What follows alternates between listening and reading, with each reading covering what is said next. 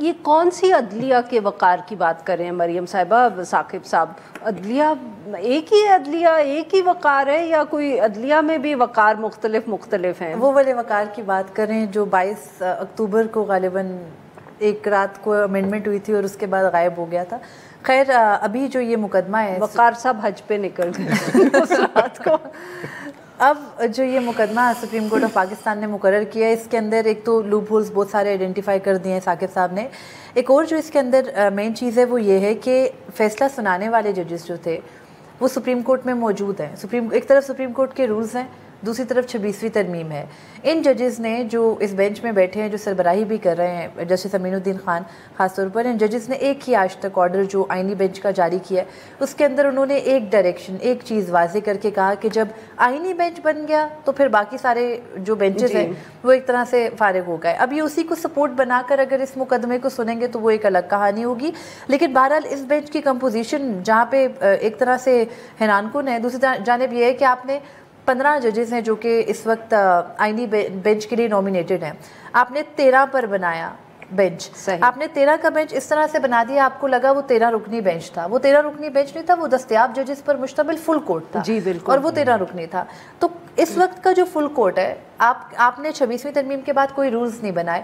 آپ نے 26ویں ترمیم کے بعد واضح نہیں کیا کہ فل کورٹ آئینی بینچ ہے یا فل کورٹ سپریم کورٹ کے تمام ججز ہیں. کیونکہ آپ نے ایک چیز کلیئر کی، جیسے جمال مندوخیل نے جب یہ ججز کے توہین عدالت اور ججز کے اوپر ہی توہین عدالت کا سوال جسٹس منصور علی شاہ نے اٹھا لیا تھا، تو جسٹس جمال مندوخیل نے ایک بات کہی تھی کہ سپریم کورٹ کے سارے جج برابر ہیں. اگر سپریم کورٹ کے سارے جج آج برابر ہیں تو جسٹس منصور علی شاہ تو بیٹھے ہیں سپریم کورٹ میں سینئر ترین جج کے طور پر. ان کی ججمنٹ کو جب ان کے خلاف ریویو پڑھا جائے گا، اس میں بتایا جائے گا یہ لوپ ہولز ہیں، یہ غلطیاں، ایسے نہیں ہونا چاہیے. جب وہ جج خود موجود ہی نہیں ہے اپنے فیصلے کو درست کرنے کے لیے، حالانکہ وہ موجود ہیں سپریم کورٹ میں تو لیکن بینچ میں نہیں ہے، اور آپ نے ان کو بٹھایا نہیں، تو کیسے ان کے فیصلے کا ریویو ہو سکتا ہے؟ وہ ججز جواب کیسے دیں گے؟ سوال کون کرے گا؟ عجیب قسم کی بات ہے. اور نئے سرے سے یہ پورے کا پورا مقدمہ شروع ہوگا. یعنی ریویو کا جیسے ثاقب بھائی نے کہا کہ بڑا لمیٹڈ سکوپ ہوتا ہے، وہ ری آرگیو نہیں ہوتا. اب یہ کیس ری آرگیو ہوگا، یعنی نئے سرے سے دوبارہ شروع ہوگا. اور یہ ریویو ہے، یہ آئی سی اے نہیں ہے. ملٹری کورٹس کے کیس میں وہ انٹرا کورٹ اپیل تھی جو اتنی لمبی 55 سماعتوں پر چل پڑی. یہ تو ریویو ہے، اور ریویو کا سکوپ صرف یہ ہوتا ہے آپ نے ججمنٹ کے اندر لوپ ہول دیکھنے ہیں. کہیں کسی فریق کا حق سنا گیا، اس کو نہیں سنا گیا، کہیں سن کے تو اس کی حق تلفی نہیں ہوئی.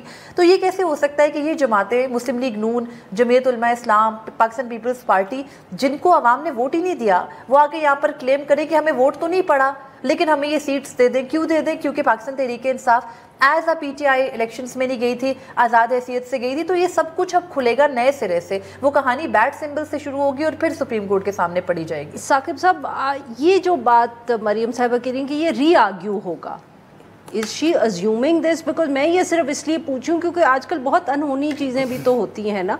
تو یہ تو وہ پرانے جو قوانین تھے یا جو پرانی روایات تھیں ان کی بیسس پہ یہ باتیں کر رہی ہیں. تو آپ لوگوں نے تو، اور and just to remind you, آپ لوگوں نے یہ بھی کہا تھا، یا آپ لوگ نہیں تو آپ کے کسی کولیگ نے مجھے یاد ہے کہا تھا کہ بس ملٹری کورٹس بڑی جلدی کیس ہو. وہ تو ختم ہی نہیں ہو رہی اس کی. تو کین مریم صاحبہ be wrong in her assessment?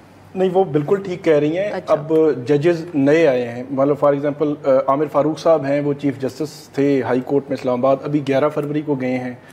علی باقر نجفی صاحب جو ہے وہ ابھی ریسنٹلی میرے خیال ہفتہ 10 دن یا 2 ہفتے ہوئے ہیں ان کو آئے ہوئے. تو جو نئے ججز ہیں، 5-6 نئے ججز ہیں اس میں، تو نئے ججز نے کیس سنا ہی نہیں ہے. کیس اتنا لینتھی اس کو ڈسکس کیا گیا تھا، اس پہ اتنے دن آرگومنٹس چلتے رہے تھے، سارے ملک نے دیکھا تھا، پورے ملک نے دیکھا تھا. لارجر اس میں فل کورٹ بیٹھی ہوئی تھی، سارا کچھ تھا. سوری میں بیچ میں قاضی صاحب ساتھ ہی لے گئے. قاضی صاحب کا ایک ہی اچھا، ویسے ایک اچھا کام ان کا جو ہے نا یہ تھا کہ وہ براہ راست دکھاتے تھے جو کچھ بھی ہے، کو سامنے نظر آ رہا ہوتا تھا کہ کون کیا ہے. تو اب بھی ویسے نظر آنا چاہیے آئینی بینچ کون کیا ہے، یہ پتہ چلے کہ کیسے جو ہے وہ کورٹ وہ لگا رہے ہیں. تو ان ججز نے کیس سنا ہی نہیں ہے، تو ڈیفینیٹلی وہ ری ہیئرنگ نہیں ہوگی. تو وہ کیسے اس کو ریویو، لمیٹڈ سکوپ بھی لمیٹڈ ہے، اس میں پورا کیس بھی نہیں کھلنا، تو پھر کیسے وہ اسیس کر سکیں گے؟ یہ وہ سوال ہے جو سوال میرے خیال میں 6 مئی کو اٹھایا جائے گا کہیں نہ کہیں سے. جو لوگ کہیں گے کہ ہم نے فائل پڑھ لی، ہمیں سب پتہ چل گیا. مریم صاحبہ؟ ایسے ہوتا نہیں ہے, ایسے کسی بھی کیس میں نہیں ہوتا. تو پتہ نہیں کیا ہوتا نہیں ہے, ایسے ہوتا نہیں ہے. پتہ نہیں کس زمانے کے آپ لوگ تو وہ جو نہیں ہوتا تھا بچپن میں بوڑھے لوگ ہمارے زمانے میں. دیکھیے مریم صاحبہ اپنی عمر دیکھیں, گفتگو دیکھیں. ہمارے زمانے میں, ہمارے زمانے میں نہیں, اسی زمانے میں جب کوئی نئے جج صاحب, آج بھی اگر کوئی بینچ ہے, نئے جج صاحب اگر کسی بینچ میں یا جج صاحبہ بیٹھتی ہیں تو نئے سرے سے وکیل کو الف سے کیس بتانا پڑتا ہے, چاہے باقیوں نے اس کو 50 سماعتوں پہ سنا ہوا ہو. تو یہ ایک چلتی ہوئی پریکٹس بھی ہے, اور یہ وہ جج صاحب جو ہے نا وہ پری ڈیٹرمنٹ مائنڈ کے ساتھ. اچھا چلیں, میری کاؤنٹر آرگیومنٹ ہے, تو ہو سکتا ہے کہ اگلے الیکشن تک اس کی ہیئرنگز ہی ہوتی رہے. ہاں بالکل ہو سکتا ہے, لیکن یہ بھی ہو سکتا ہے کہ یہ آئینی بینچ کا پہلا فیصلہ ہو آنے والا, جتنا اس کیس کی ضرورت ہے. یہ بھی ضرورت ہے, ضرورت ہے, کیوں نہیں ہے. اگر بالکل ضرورت ہے, مخصوص نشستیں مل جائیں گی تو ایبسولوٹ میجورٹی نہیں مل جائے گی. یہ 26ویں ترمیم میں انہوں نے بہت ساری لوپ ہولز کا ذکر کیا, ہو سکتا ہے 27ویں آئے اس میں کلیئر چیزیں کلیئر ہو جائیں. پھر ٹرانسفر ججز کا معاملہ ہے, وہ سپریم کورٹ پہنچے ہوئے ہیں, لکھ رہے ہیں دوبارہ. انہوں نے جواب جو لکھ کے بھیجا, ریجوائنڈر بھیجا ہے, تو اس میں انہوں نے پھر 6 وہ ججز کا خط اور اس میں ساری چیزیں ذکر کر دی ہیں کہ جو ٹرانسفر ججز آئے ہیں اس میں ایک پورا بیک گراؤنڈ ہے. تو یہ ساری چیزیں 27ویں ترمیم اس کی مطلب یہاں پہ گونج ہم سن رہے ہیں. اچھا کیا ہوگا بھائی 27ویں ترمیم میں؟ یہ بڑی سمپل سی بات ہے. اگر یہ مخصوص نشستوں کے کیس کا فیصلہ ہو جاتا ہے جیسا تیسا ہے, اور فرض کریں کہ کہتے ہیں کہ جس طرح قاضی صاحب کا فیصلہ تھا کہ 38 یا 40 نشستیں پی ٹی آئی کو دے دیں, باقی ساری آپ جو بانٹ دیں, تو جب بانٹی جائیں گی تو جو گورنمنٹ ہے اس کے پاس نمبرز آ جائیں گے, تو پھر وہ بادشاہ پہلے بھی ہیں ویسے وہ, پھر تو وہ جنگل کے مزید پکے بادشاہ ہو جائیں گے. اور اگر مسئلہ سینٹ میں بھی ہوگا تو دیکھیں سینٹ کی 11 نشستوں پہ ابھی الیکشن نہیں ہوا, اس کی وجہ بھی ریزرو سیٹس ہیں. تو وہ سارے معاملوں کی بنیاد جو ہے نا وہ اس ایک مقدمے سے جڑی ہے. اور پارلیمنٹ میں چاہے صوبائی اسمبلیوں میں ہے یا چاہے قومی اسمبلی سینٹ میں ہے, ان سب کے اندر ان کے پاس جو بروٹ میجورٹی ہے وہ آئندہ کرنے کی ضرورت نہیں پڑے گی. ان کے پاس سمپلی جو میجورٹی ہے وہ اپنے اتحادیوں کو جمع کر کے ہو جائے گی, میجورٹی ہو جائے گی. وہ ظلم نہیں کرنا پڑے گا, بروٹ نہیں ہوگی نا.